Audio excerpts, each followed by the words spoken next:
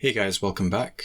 So in this video, I'm going to be introducing a new series on this channel. I'm pretty excited about it, to be honest. It's something I've been thinking of for a while. But basically, the idea is that blockchains are kind of digital nation states. And, with a nation state, there's various things like that run it. For example, like hospitals, government, businesses that, move the economy along. So the idea I had with this series was that I wanted to look at all the past superpowers of the world. So, for example, the British Empire, the Dutch Empire, Spanish Empire, for example, looking at how those nations evolved and eventually fell, and then trying to see if there's some kind of pattern that shows how a nation grew or how a nation declined, and then see if there's any possible way we can apply this to blockchain. Okay, so I don't know if you understand what I'm saying, but I'm pretty excited about this new series, so I'll do a couple videos on it.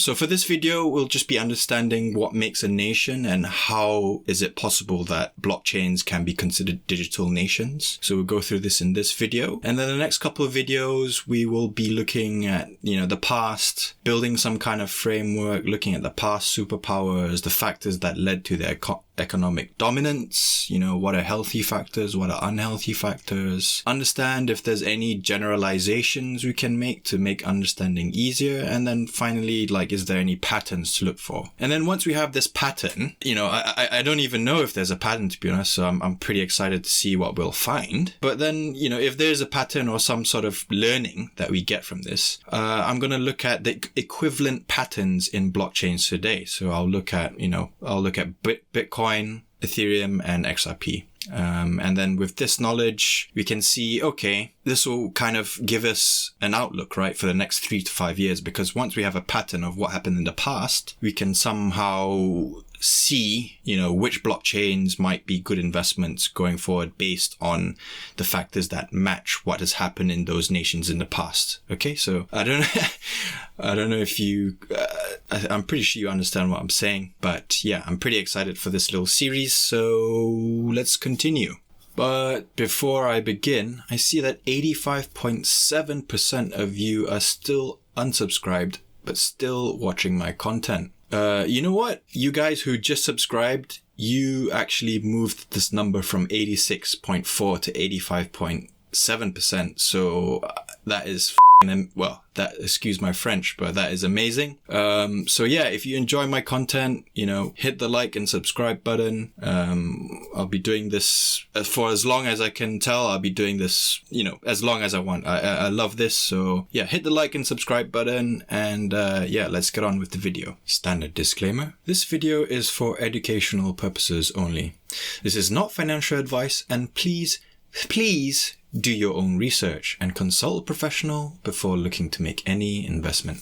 So let's begin by understanding what the heck is a nation. It might sound silly, but it's good to define this before we begin. So in my mind, a nation is a group of people with some shared cultural identity, which makes up a majority within a given area. So I kind of stole that from the dictionary, but in my mind, that kind of makes sense. And then those people, they also share common ideals or plans for the future, and they can also claim the right to rule themselves in the pursuit of those goals. And for the purposes of this study, how we'll measure a nation's success is based on the economy. So how well the economy is doing, that's how we will judge how well the nation is doing. Okay? So a nation will have some clear borders, some ability to defend those borders.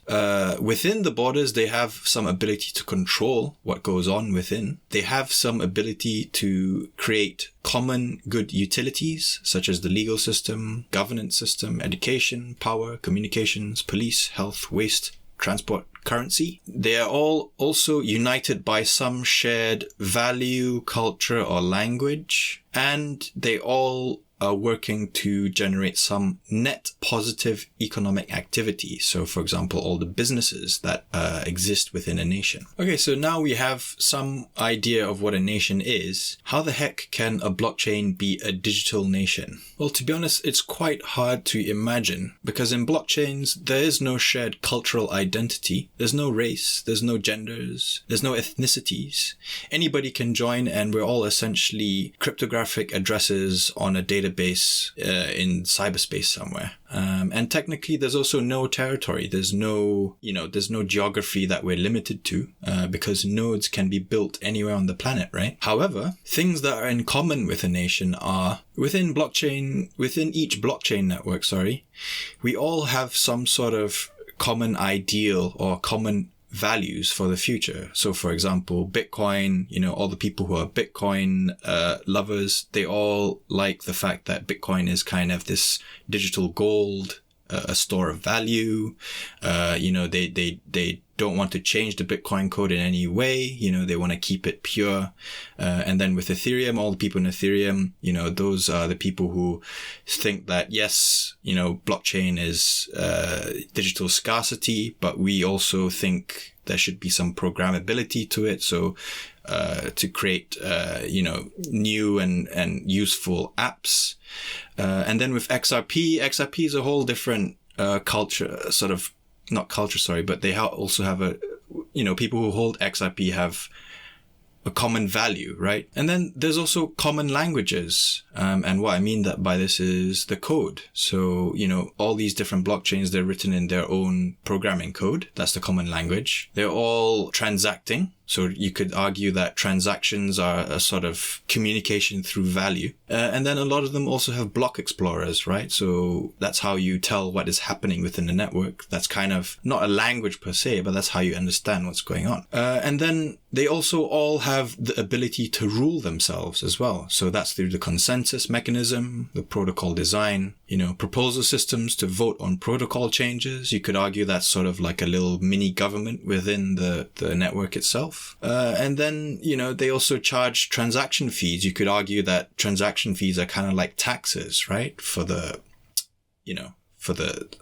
governance system. And then there are clear borders, and there is an ability to defend those borders, right? So the clear borders in this case would be the on-chain data. So all the data on-chain is within the borders of that blockchain, right? All the data that is off-chain, that is not in the blockchain. So you can see there's a clear border. And then the nodes themselves, the nodes are where information sort of comes in and out of the blockchain, right? People who control the nodes has the ability to put forward new transactions in the new blocks, right? So in that way, those nodes can be seen as a way to defend those borders, right? And then when you talk about stakers as well, like, if there's if there's 2/3 of the network they're not, they're honest individuals, that means the network is secure. But if more than 1/3 of the network is malicious actors, then that means the network is compromised, right? So that's the whole decentralization game theory about blockchain, right? So, and then the bug bounties and cryptography as well. So blockchains have ability to defend themselves. And then there is some sort of legal and policing system, right? Because actually the protocol itself enforces itself, right? So whatever code you type into the blockchain, that code itself is an auto-enforcing policy. So it maintains order, the protocol enforces rules. So, smart contracts just do things, it does A if X is fulfilled, basically. There's an educational system as well. So, most blockchains, they release developer resources. There's a lot of books about Bitcoin and Ethereum. Algorand is doing developer courses at universities. There's lots of content. Like for me, for example, I'm a content creator. There's lots of researchers around this. So there's an educational system behind each blockchain as well. There's also a power system behind each blockchain. Nodes, the hardware behind it, the RAM, the CPU, the electricity you need, the internet connection. These are all, you could argue these are the natural resources of the digital world. And then there's a communication system. There's the block production, there's a transaction, the validators, the sharding, there's interoperability in some cases as well in some blockchains. So there's a communication system, health and waste system. I'm not too sure if there's a health and waste system in blockchain, but if you think there is some sort of equivalent in a blockchain for a health and waste system, let us all know in the comments. And then there's also, we're seeing now there's this kind of like this transport infrastructure, right? Which are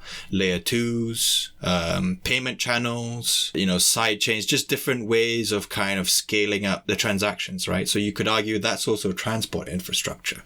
And then of course there's the currency, which all nations have. All blockchains have their own currency: BTC, Ethereum, XRP. There's wallets, there's burning, there's minting of currencies. You could argue that's almost like a little central bank. Each blockchain has its own little ability to become its own central bank, basically. And then to top it all off, all blockchains try to generate some net positive economic activity, right? And these will be through the dApps, the DeFi protocols, the NFTs, the metaverse, the supply chain protocols, all the new sort of Web3 stuff. These are all sort of new dApps applications, businesses, companies trying to generate some net positive economic activity, right?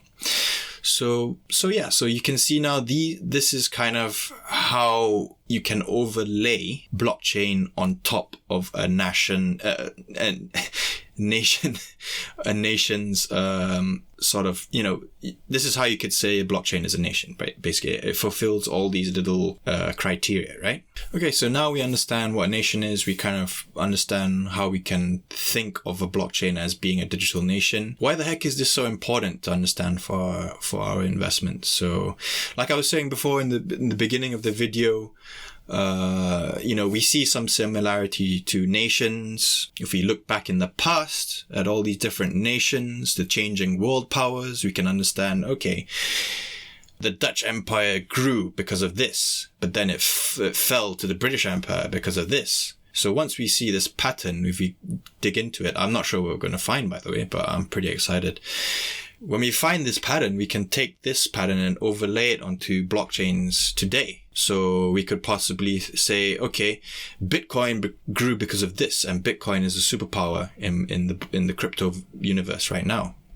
But, could it possibly lose to Ethereum, which is an up and coming nation, right? So that's what I'm saying. We can apply this and extrapolate it to all the blockchains that you see. And what this means for investments is that, you'll be going into your investments with you'll be making more informed decisions, right? So this is why it's important for us to understand this. Okay. So that's it for this video, short video for my standards.